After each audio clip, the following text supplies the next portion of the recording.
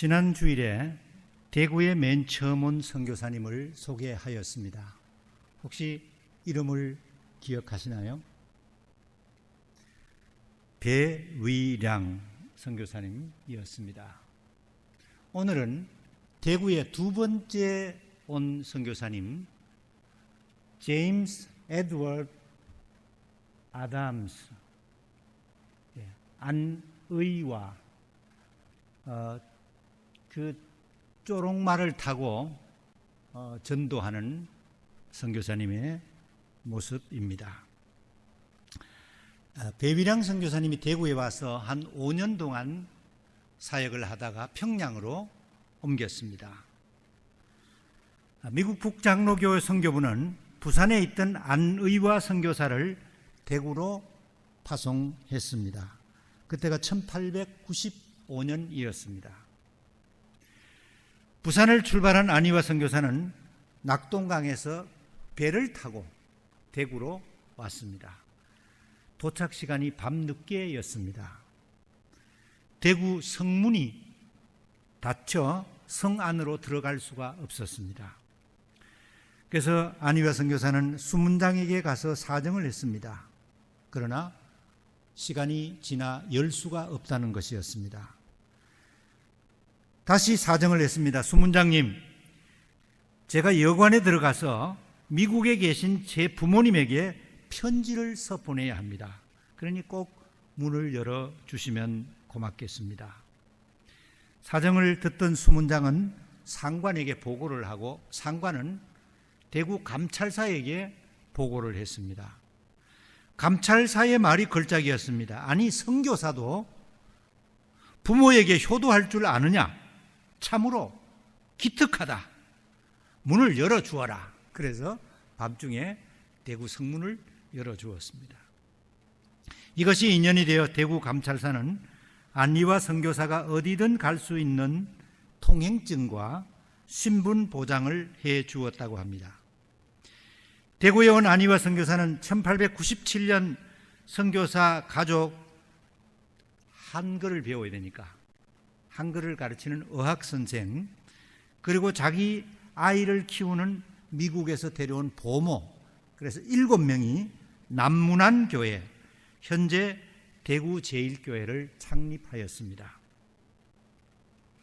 이 교회가, 대구 제일교회가 대구 경북 지방에서 최초의 교회였습니다. 대구 제일교회는 10년 만에 교인이 불어나서 800명이 되었습니다. 새 예배당을 신축하게 되었습니다. 대구에 온 안의와 선교사는 시내에 나가서 밤낮을 가리지 않고 열심히 전도하였습니다. 경산, 영천, 고령, 포항에 가서는 포항제일교회를 세우고 경주에 가서는 경주제일교회를 세웠습니다. 청도, 영일, 청송 이렇게 시골 지방을 순회하며 교회를 개척하였습니다. 안의와 선교사는 어린 청소년들이 시간을 낭비하는 것이 안타까웠습니다. 그래서 대구 제일교회 안에 희도 학교를 시작했습니다. 대구 지방에서 최초의 학교였습니다. 많은 청소년들이 이 학교로 몰려들었습니다. 그래서 1906년에 개성학교를 설립했습니다. 개성학교의 표어는 잠언서 1장 7절이었습니다. 여호와를 경외하는 것이 지식의 근본이다. 개성학교는 성경을 중심으로 가르쳤기 때문에 민족의식이 다른 학교보다 더 강했습니다. 1919년 3.1절을 기해 대구 독립만세 운동을 할 때 개성학교 학생들과 그 학교를 졸업한 졸업생들이 중심이 되어서 독립만세 운동을 했습니다. 개성중고등학교는 크게 발전을 하고 많은 기독교 지도자들과 목회자를 배출하였습니다. 대구에 온 세 번째 선교사는 부혜리 선교사입니다. 왼쪽에 있는 분이 부혜리 선교사님이고 오른쪽에 있는 부인이 부마태, 마르다. 그래서 부마태 선교사라고 이름을 붙였습니다. 1899년에 대구에 왔습니다. 이분은 선산, 군위, 칠곡, 김천 지역을 순회하며 열심히 교회를 세웠습니다. 이 부에리 선교사님은 기도의 능력이 있었습니다. 선산 지방에 갔을 때였습니다. 귀신 들린 자가 있다는 소식을 듣고 곧바로 그 가정을 방문했습니다. 부에리 선교사가 그 집에 들어서자마자 귀신이 어느새 도망을 갔습니다. 그리고 이상한 말을 하고 이상한 행동을 하던 사람이 깨끗하게 나는 기적이 일어났습니다. 이 소식이 선산 읍내에 전해지자 많은 환자들이 부에리 선교사를 찾아와서 안수를 받고 고침을 받았습니다. 이 일로 선산 읍교회는 귀신 들린 사람들이 모여 교회를 세웠다는 일화가 내려오고 있습니다. 부에리 선교사의 부인은 이 부마태, 이분은 자신의 사랑처에서 몇 명의 여학생들을 데려다가 공부를 가르쳤습니다. 의외로 반응이 좋자 1907년에 5칸의 한옥을 교실로 신명 여학교를 설립했습니다. 신명학교는 대구 경북 지방의 여성 지도자를 키우는 산실이 되었습니다. 페리세이드 교회에도 이 신명학교 출신이 있죠. 여성교육에 열심하던 부마태 선교사는 유방암으로 28년간의 대구 생활을 마감하고 55세에 하늘나라로 갔습니다. 그의 유해는 대구 동산병원 군의 외국인 묘지에 안장이 되어 있습니다. 작년에 제가 그곳을 방문했을 때 그 묘를 비석을 보았습니다. 사람들은 모두 고향에 묻히기를 원하는데 이분은 고향이 아니라 남의 땅, 미국에서 수만리 되는 한국 땅에 와서 복음을 전하다가 한국에 묻히셨습니다. 부에리 여사는 평소에 이렇게 말했습니다. 선교 사업에 자신이 있어서가 아니었습니다. 남편 부에리 선교사를 사랑하기 때문에 그가 하는 일을 도와주고 싶은 마음으로 내가 대구에 왔습니다. 열심히 사역했던 부에리 부마태 선교사님 부부를 보면서 전도서 4장 9절 말씀이 떠올랐습니다. 거기 이렇게 기록을 하였습니다. 혼자보다는 둘이 더 낫다. 두 사람이 함께 일할 때에 더 좋은 결과를 얻을 수 있기 때문이다. 페리사이드 교회에도 부부가 함께 주님을 섬기는 분들이 계시죠. 더 많은 열매를 거두면 주님께서 기뻐하실 것입니다. 이제 본문으로 들어갑니다. 예수님은 자신의 목숨을 내어주러 오셨다고 말씀하셨습니다. 예수님은 죽으려고 오셨는데 우리는 더 살려고 얼마나 애쓰는지 모릅니다.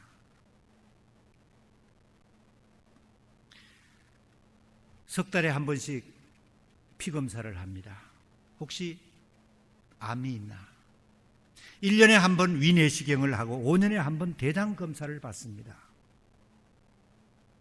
그런데 왜 더 살아야 하는지, 왜 오래 살아야 하는지 목적을 잊어버리고 살 때가 얼마나 많습니까? 예수님은 자신이 왜 살아야 하시는지를 아셨습니다. 마가복음 8장 31절 성가대가 한번 읽어주시기 바랍니다. 시작.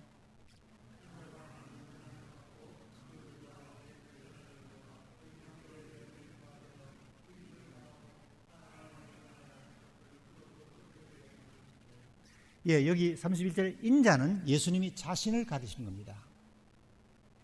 예수님은 인자가 많은 고난을 받고 버림받고 죽임을 당한다. 예수님은 자신이 어떻게 죽을지를 아셨습니다. 왜 죽어야 하는지도 아셨습니다. 마가복음 10장 45절에 예수님이 이렇게 말씀하셨습니다. 내가 온 것은 섬김을 받으려 함이 아니라 도리어 섬기려 하고 자기 목숨을 많은 사람의 대속물로 주려 함이니라. 예수님은 자신이 죽으러 오셨다고 말씀하셨습니다. 예수님은 자신이 십자가에서 죽어야 많은 사람을 살리실 것을 아신 것입니다. 요한복음 6장 38절 우리 여자반에서 한번 읽어주시기 바랍니다. 요한복음 6장 38절 없습니까? 예, 여자반에서 한번 읽어주세요. 시작.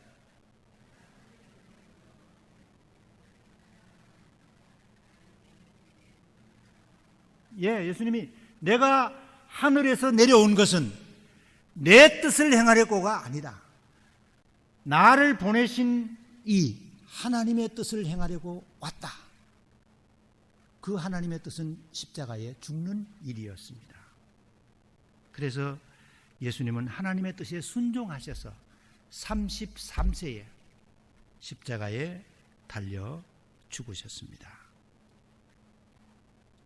우리는 이 땅에 얼마를 더 살지 아무도 모릅니다. 그러나 분명한 것은 나를 이 땅에 보내신 하나님의 계획이 있다는 사실입니다. 나를 위한 하나님의 계획을 알고 우리 모두 하나님의 계획을 이루어드리고 하나님 앞에 설 때가 오기를 원합니다.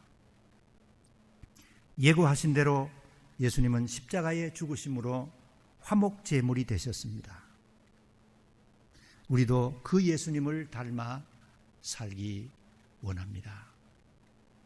내가 낮아져서 다른 사람을 높일 수 있다면 우리는 그쪽을 택해야 합니다. 내가 죽어 다른 사람을 살릴 수 있다면 우리는 그 길을 가야 할 것입니다.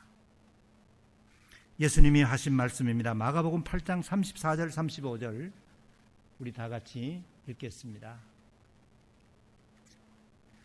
무리와 제자들을 불러 이르시되 누구든지 나를 따라오려거든 자기를 부인하고 자기 십자가를 지고 나를 따를 것이니라. 누구든지 자기 목숨을 구원하고자 하면 잃을 것이요 누구든지 나와 복음을 위하여 자기 목숨을 잃으면 구원하리라. 세상 사람들은 남을 죽이고 남을 디디고 자기가 살려고 합니다. 그러나 주님의 제자인 우리는 내가 죽고 다른 사람을 살려야 합니다. 이것이 우리가 주님을 닮아 살아가는 길입니다. 오늘 본문을 보면서 사탄이 어디 있을까? 사탄이 예수님 근처에 늘 맴돌고 있는 것을 우리는 복음서를 통해 알 수 있습니다. 예수님이 40일간 아무것도 드시지 않고 금식하며 기도하셨습니다. 그때 사탄이 찾아왔습니다. 사탄은요, 기도 많이 하는 사람, 하나님의 뜻대로 살려고 하는 사람을 더 찾아옵니다. 그래서 예수님께 40일간 금식을 하셨으니까 얼마나 시장하세요? 예수님, 이 유대 광야에 있는 많은 돌들을 명하여 떡이 되게 하십시오. 그래서 예수님도 드시고 양식이 없는 유대인들에게도 배불리 먹이십시오. 그리고 또 사단은 예수님을 시험합니다. 나에게 딱 한 번만 엎드려 절을 하시면은 이 보이는 세상을 다 드리겠습니다. 예수님 주위를 맴돌며 시험하던 사단은 우리 주위를 맴돌고 있습니다. 우리를 시험하려고 노리고 있습니다. 사탄은 절대로 안 믿는 사람들요, 불신자들을 건드리지 않습니다. 이미 자기 수하에 있는 부하니까요. 사단은 지금도 교회 주변을 많이 맴돌고 있습니다. 기도 많이 하는 사람 시험합니다. 주님께 헌신하려는 사람들 시험합니다. 예수님처럼 하나님의 말씀으로 사단을 물리치고 이기시기 바랍니다. 베드로전서 5장 8절 말씀 우리 같이 읽겠습니다. 근신하라 깨어라 너희 대적 마귀가 우는 사자같이 두루 다니며 삼킬 자를 찾느니. 사단이 새까만 옷을 입고 머리에 뿔을 달고 찾아오는 무서운 존재가 아닙니다.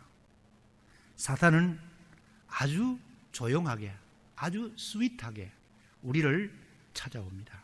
그리고 우리 생각 속에 못된 것을 심어줍니다. 그리고 우리로 하여금 그 못된 일을 하도록 사탄이 만듭니다. 요한복음 13장 2절을 한번 볼까요? 성가대가 읽어주세요. 시작.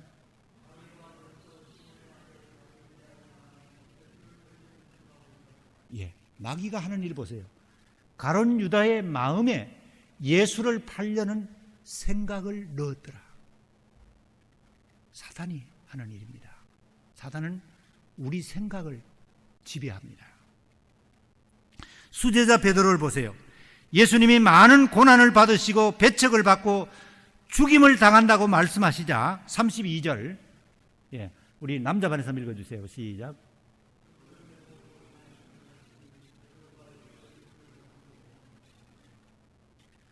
드러내놓고 하는 말씀은 예수님께서 많은 사람들 앞에서 많은 사람들을 예수님을 보고 자기들이 왕이 되어서 그래서 로마를 쫓아내고 로마를 쳐서 이스라엘을 해방시킬 자로 알았던 그 많은 사람들 앞에서 자기가 죽는다고 드러내놓고 공적으로 말씀하시니까 베드로가 예수를 붙들고 항변하며,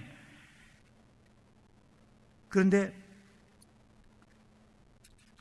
세번역 성경이 32절을 제가 읽어드릴게요. 베드로가 예수를 바싹 잡아당기고 그리고 항의하였다. 그렇게 기록을 했습니다. 사단이 베드로에게 잘못된 생각을 넣어준 것입니다. 예수님이 죽겠다는 것을 네가 막아라. 우리들도 늘 조심해야 됩니다. 우리의 생각을 바로 지켜야 합니다. 믿음 생활은 자기를 지키는 일이고 자기 생각을 바로 지키는 일입니다. 지금 내가 생각하고 있는 이 생각이 하나님께서 주시는 생각인가, 사탄이 준 생각인가, 우리가 분별해야 합니다. 잠언서 4장 23절 성가대가 읽어주시기 바랍니다. 시작.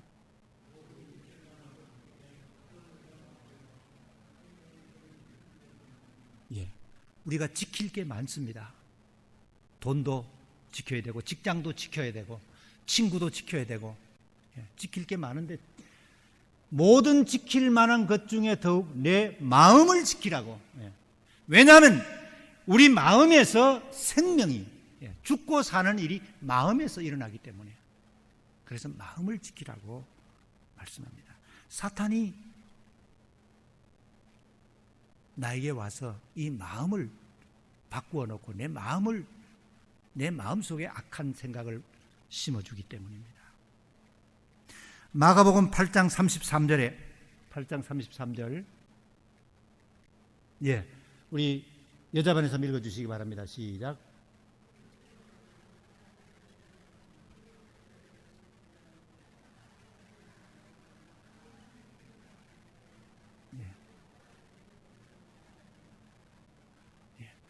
베드로가 예수님을 바싹 잡아당기면서 예수님 안 됩니다, 선생님이 죽다니요.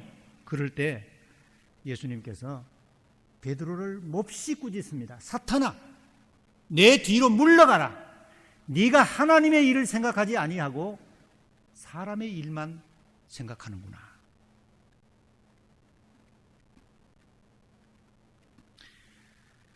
우리들도 사탄이 될 때가 종종 있습니다. 언제요? 베드로처럼 사람의 일만 생각할 때입니다. 하나님의 일을 가로막을 때 우리는 베드로처럼 사단의 일을 하는 겁니다. 그때 우리는 주님께로부터 호되게 책망을 받습니다. 내 욕심만 챙겨서는 안 됩니다. 십자가를 지고 주님을 따르려는 가족을 말리면 안 됩니다. 교회를 사랑하고 헌신하려는 아내나 남편을 가로막아서도 안 됩니다. 하나님의 뜻을 빤히 알고도 내 생각을 이루려고 이 방법 저 방법을 쓸 때가 얼마나 많습니까? 주님은 내 뒤로 물러가라고 우리를 책망하실 것입니다. 지난 목요일 어느 신문에 그 제목이 주인을 문 개라는 글을 보았습니다.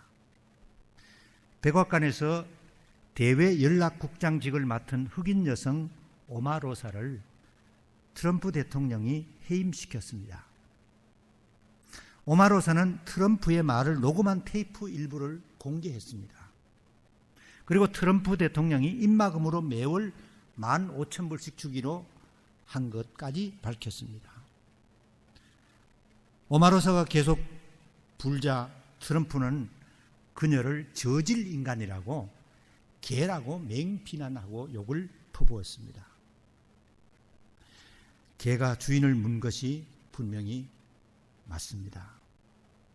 오늘 본문을 보면 베드로도 주인이신 주님을 물었습니다. 우리들도 베드로처럼 주인을 문 적이 없습니까? 주님의 뜻을 알지 못하고 엉뚱한 일을 하거나 엉뚱한 말을 하는 것은 주인을 무는 것과 똑같은 일입니다. 우리의 주인은 예수님이십니다. 우리는 예수 그리스도의 일꾼이요, 우리는 예수 그리스도의 대사입니다. 아무리 힘들어도 주인이신 주님의 뜻을 따라가십시다. 아무리 내게 이익이 생긴다 해도 주인이신 주님의 뜻을 절대로 저버리지 않는 우리 모두 되기를 소원합니다. 기도하시겠습니다.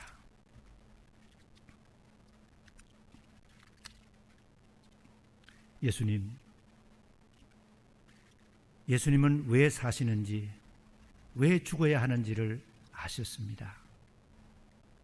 그리고 십자가에서 우리의 희생 제물이 되셨습니다. 예수님을 따른다고 말하면서도 주님, 우리는 희생하는 것보다는, 남을 살리는 것보다는, 남을 세우는 것보다는 나를 세울 때가 많았습니다. 하나님의 뜻보다는 내 뜻을 관철시키려고 할 때가 많았습니다. 우리의 허물과 우리의 부족함을 용서해 주시옵소서. 우리도 예수님 닮기 원합니다. 나를 보내신 하나님의 뜻이 무엇인지 알게 해주시고 하나님의 뜻을 붙들고 그 뜻을 이루어드리는 우리 모두가 되게 하여 주시옵소서. 예수님 이름으로 기도드리옵나이다. 아멘.